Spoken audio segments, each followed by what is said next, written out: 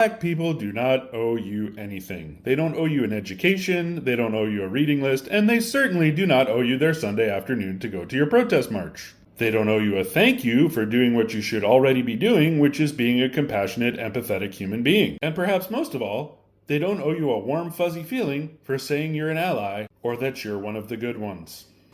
Hi guys, welcome back to our channel. In case you're new here, my name is Maren. And I'm Maureen. Right, so in today's episode, you're going to be featuring a white TikTok creator by the name Kylie Brewer, right? One of her videos popped up on our TikTok For You page, and we decided to feature her on this channel. Why? Because we realized she had dedicated her whole entire TikTok page into educating the mass ignorance of white people. And also, there's some things that she exposed and also talked about that I quite genuinely feel like might get her banished or might get her, you know, called, she might be called a race traitor, you know. Right, and you know, what she makes me think of is, I do really love the crop of white people because as we always say, right, always give credit where credit is due. Whether she's making money from this or not is beside the factor. I really do like the crop of white people who are coming on TikTok and on the internet in general to try and talk,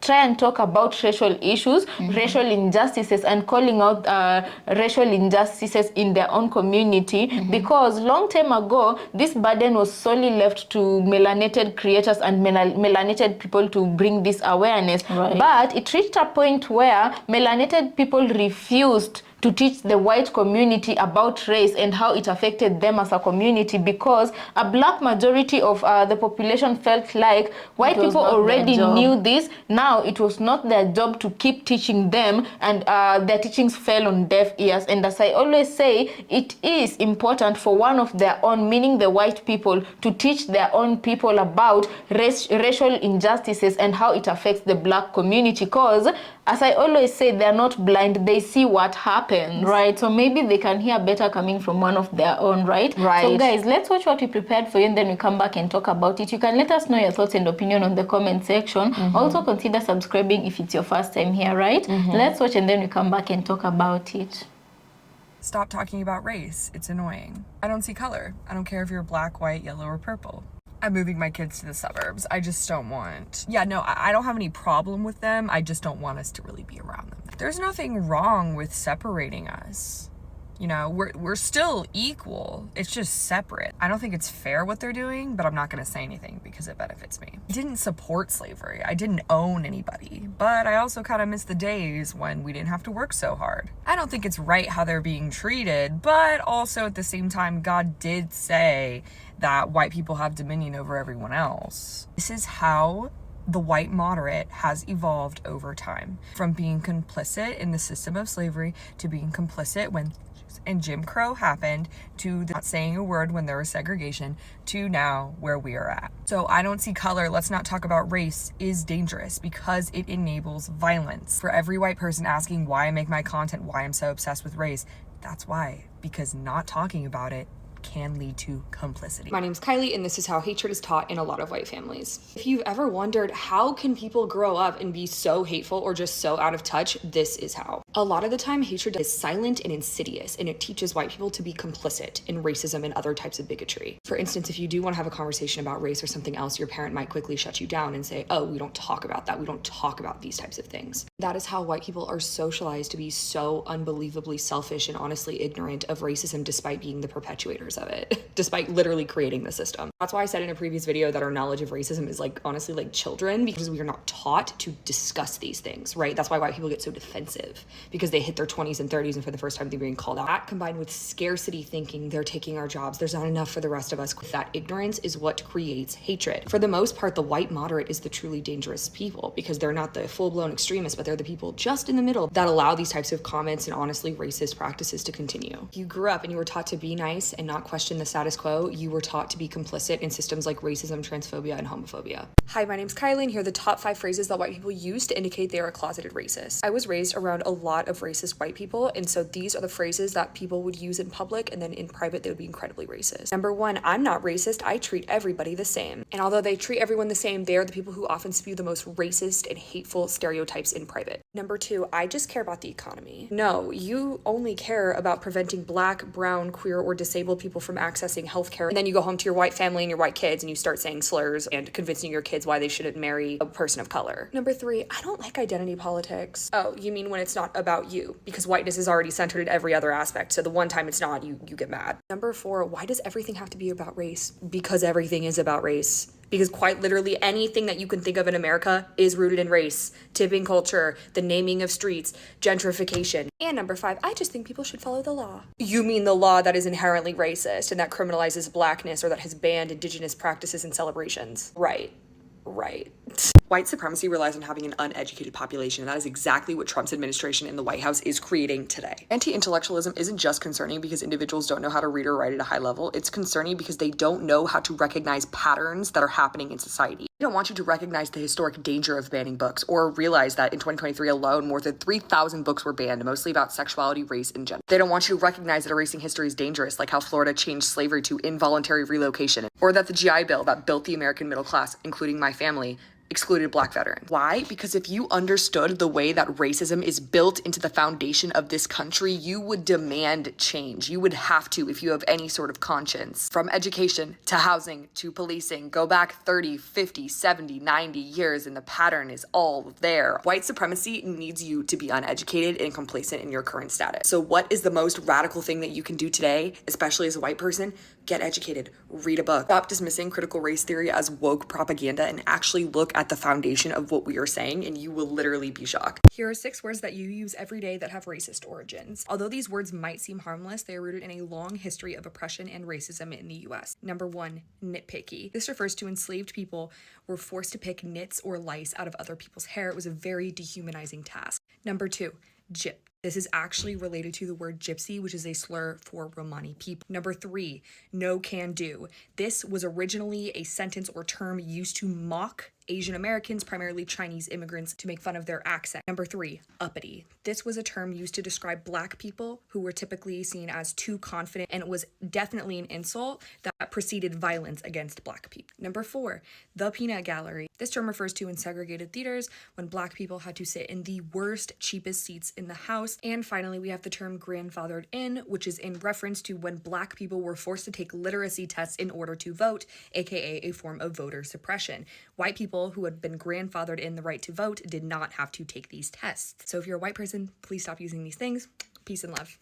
Despite making up 13% of the population, Black people commit more than 50% of crimes. Number 1, shut up. Number 2, the statistic is racist. And number 3, I'm going to explain why to other white people who are stupid to not understand what this means. Number 1, Black communities are heavily over-policed, meaning they are more likely to be targeted by police officers than people who are, say, white. The second reason, white people have more connections to police officers around the country, meaning that if they are arrested, it's easier for them to get off and have nothing on their record. The third reason is that if you don't know this, the CIA actually did introduce drugs to low-income Black areas. Not to mention, the first police department in America was designed to be a, quote, slave patrol to bring an enslaved person back to that plantation. So if you have any critical thinking skills at all, you would understand it's not that Black people commit more crimes, it is that they are arrested, prosecuted, and treated inhumanely to the point that they are vastly overrepresented in our prison system. Although it may be shocking, a lot of racists genuinely believe they are good people, and here are the top 5 ways they try to convince themselves it's true. Number 1, when they're called out, instead of taking accountability for their actions, they simply blame the person who accused them.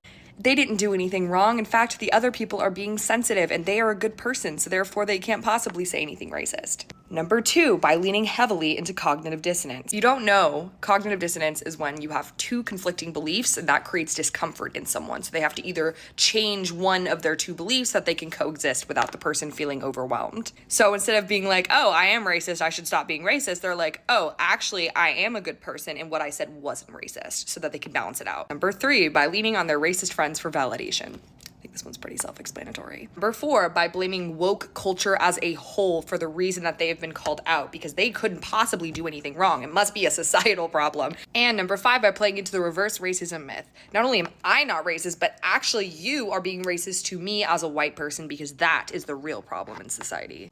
This might be a hot take, but I don't see color is not a good thing. A lot of white people use this as an excuse to prove that they're not racist when in reality they're actually demonstrating that they have zero cultural competence. Everyone is different. Everyone comes from different cultural backgrounds, has different religious practices, family traditions, and other aspects of their life that make them unique. It is almost, to me, a way of forcing assimilation. You're saying, I don't care what you look like as long as you conform to these standards. And that's typically the way that I see it used by when white people say this. But the second someone starts to act like the stereotype of what people think of, then that becomes a problem. Wearing traditional regalia from your country, or speaking in your native language, or making traditional food from your culture, those things become issues because you are not assimilating in the way that white people expect. So when they say, I don't see color, they absolutely do, but they will ignore the fact that you look different if you assimilate. The goal is to be like, I do see you, I recognize you're different from me, but that's okay, and I accept everyone's differences. We all are unique and bring very interesting things to the table.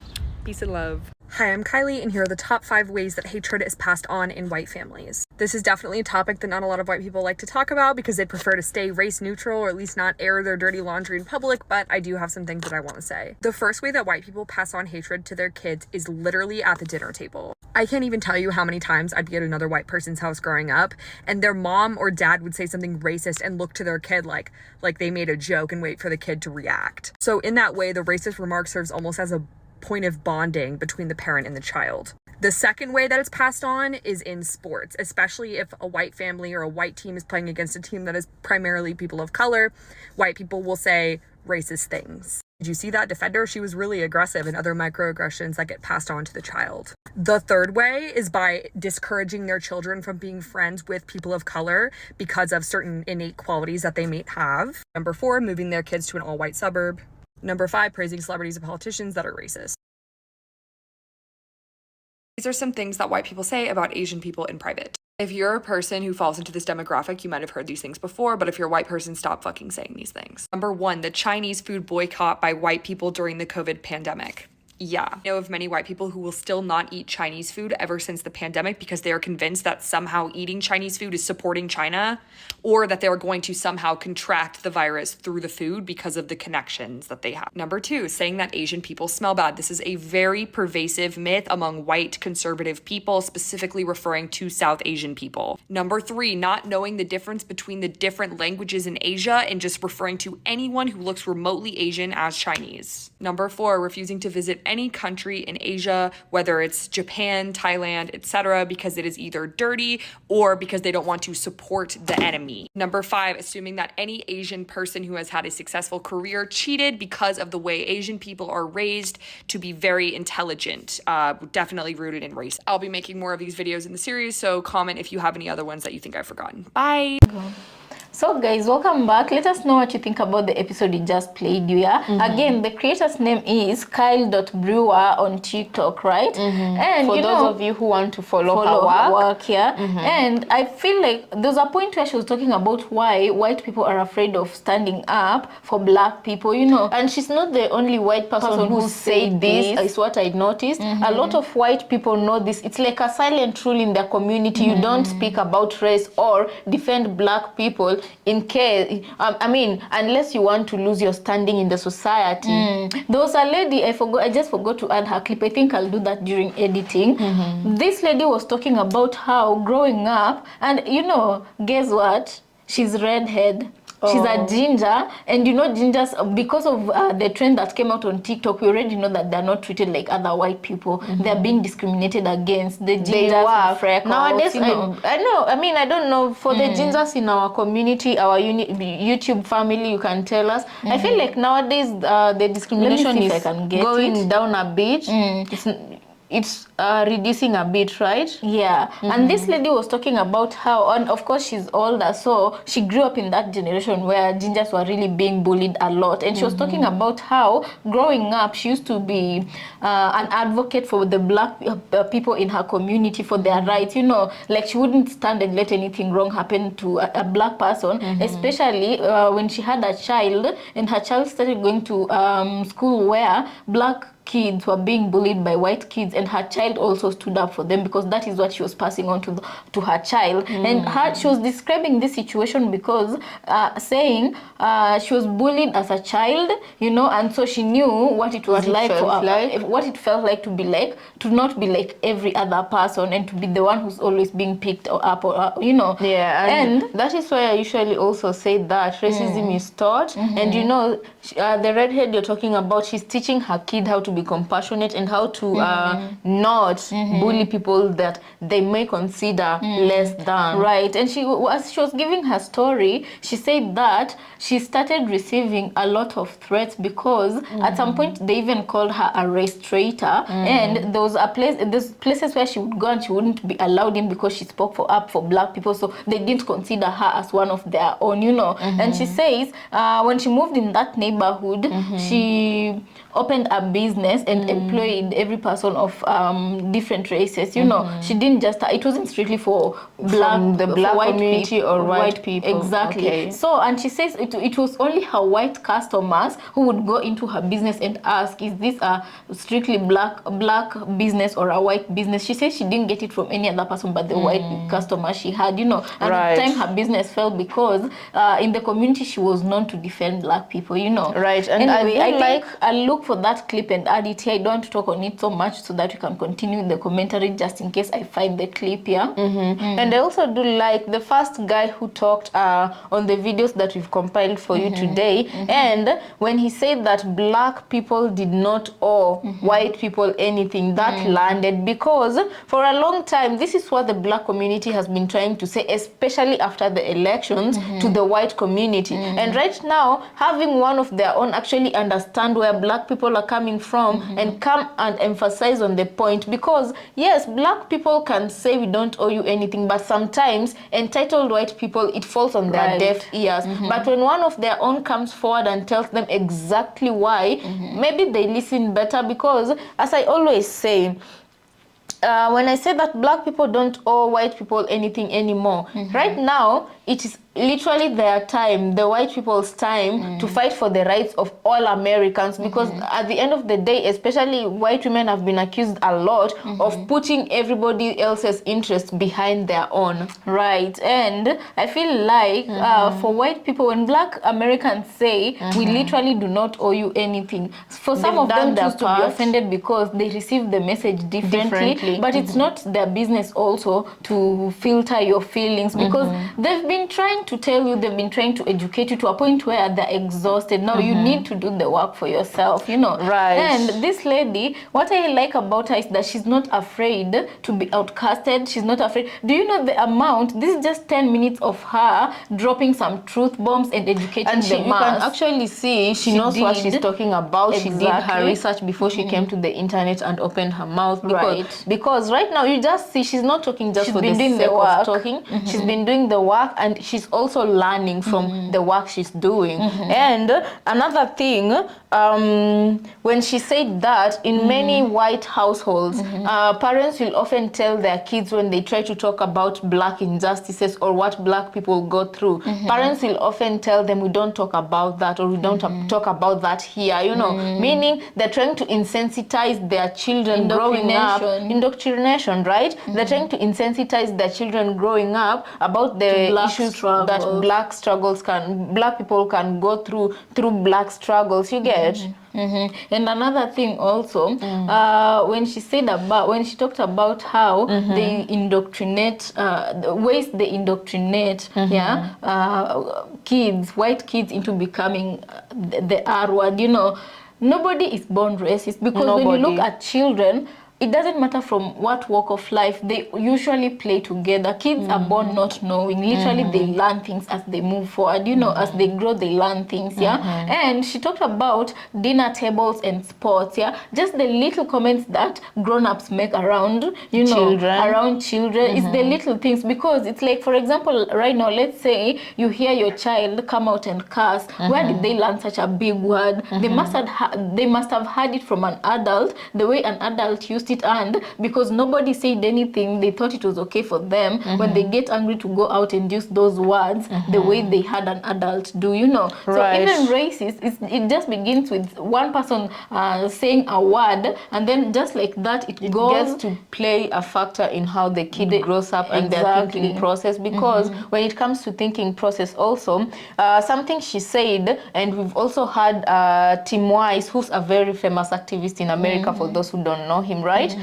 Tim Wise said the very same thing this lady said, which is that a lot of white Americans, they have been fed this idea that their resources are very little because Black Americans are taking up much resources that could go into helping the white community. And this breeds hatred between, it breeds hatred for Black people in the white community, you know. But she says in real essence, Black people are not taking anybody's resources. And this is also what I usually say, and what Tim Wise has said for the longest time. I feel like it's becoming an old age, if I may say, that instead of looking into the Black community and accusing them of taking resources, those resources have been made scarce for a reason, and the people who are lying to you, they're lying to you that it is scarce for a reason. Instead of looking at the Black people and saying you're taking our resources, look at the person who's supposed to provide those resources in the first place, and hold them accountable together, so that the resources can fit everybody. Right. It's like right now, whatever is happening in the Trump administration, how immigrants are being deported and there's no workers, and there are some farmers who thought Black people would go and work in their farms, you know. It's like, okay, before the Trump cracked down on immigration, yeah, they were like, immigrants are taking our jobs, this and that, blah, blah, blah. And now, the wages have been left. You can go and do those jobs because a lot of immigrants are being deported. Right now, some of them are hiding, if not being deported, yeah. So meaning those immigrant jobs are there for the taking. You can just go and take them if that is normally your, but oh no, you don't want to go and do that work. You want to use the word, the sentence as an excuse for you to just sit down and say, yeah, you know, Black people are taking our job, you know, immigrants are taking our job, you know. And you know, when melanated people reached a point that melanated people refused to no longer be responsible for teaching the majority white population about racism and what it has done to them and how it has affected them. I still am, as an African, because we come from Africa, right? I still am glad that there's still Black Americans who still come out to talk, not because of white population, but because of educating the general masses. Because to be quite honest, as we always said, starting reaction videos a while back, yeah, we always said we never knew the deep extent, or even that Black Americans had plights that they were going through. We always thought that Black Americans had resources, and the narratives that were being sold to us, right, that the ones who were not taking advantage of the resources that were given, up until when we became TikTok users and heavy social media users, when we started following Black creators, and through them we started learning the extent systemic that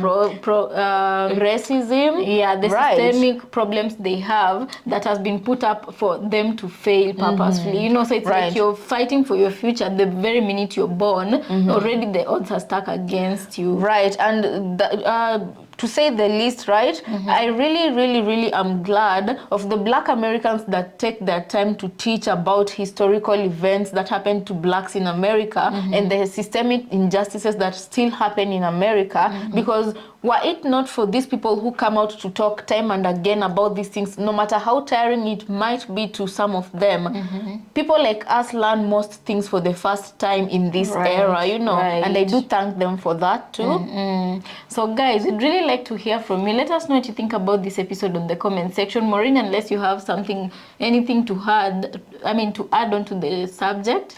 Right. Okay. I think one thing that I've come to realize as we were listening to this episode and creator is that the same way a lot of Africans think and accuse Black Americans of not knowing their history and most importantly not knowing their ancestry. You know, they call them, most of the Africans accuse them of not having a culture because they don't know where they're coming from. I think it's the same way you can accuse Africans of not knowing the extent of colonization, because right now we really live in the era of ignorance is bliss, because growing up it was totally erased from us, the same way the history, the language and the names of Black Americans who have their ancestry in Africa was erased. I came to realize that today. Yeah, it's true. I guess everybody has work to do, and I feel like people look for whatever they're interested in. Maybe for some Africans they've not gotten to the point where it has necessitated them to look for that information, so they still choose to live blissfully happy. But for me, ignorance is not bliss. We have to learn our history. You have to stay aware, you know. Yes, in short. Black Americans and Jamaicans, most of them usually like to use the term you have to stay woke. Exactly. Right. So if it we have taken it upon ourselves to learn about things that happen in Africa, things that happen in the Black community in America and anywhere else, like Caribbeans and Europe, where Black population might be. We want to find out the reason why they live there, how they live there, and how are they treated there, how they ended up there, why they are called the way they are, their naming system. Why is it like that? You know? Because you know, it's interesting. When we started doing foreign content, we started with Caribbean content, and we'd see a lot of Caribbean, Jamaicans who really looked like Africans to the T, but they are called Michael Johnson, and I'm like, Michael Johnson. I even asked Greg. Hi, Greg. we used to ask some of our subscribers, why are your names so white? Yeah, and genuinely it was out of curiosity. By the way, that was the learning process process, and we got to learn that most people who have these white names, their ancestors, like dating back to slavery, got it from their masters who would name them after himself, the last name. So that is how we got to know. That is how some of them, the ones who have ancestry in Africa, that is how they lost their names. Anyway, guys, let us know what you think about this episode in the comment section. And as usual, Lona, thank you so much for joining us on this one, and we'll catch you in the next. Consider subscribing if it's your first time here, right?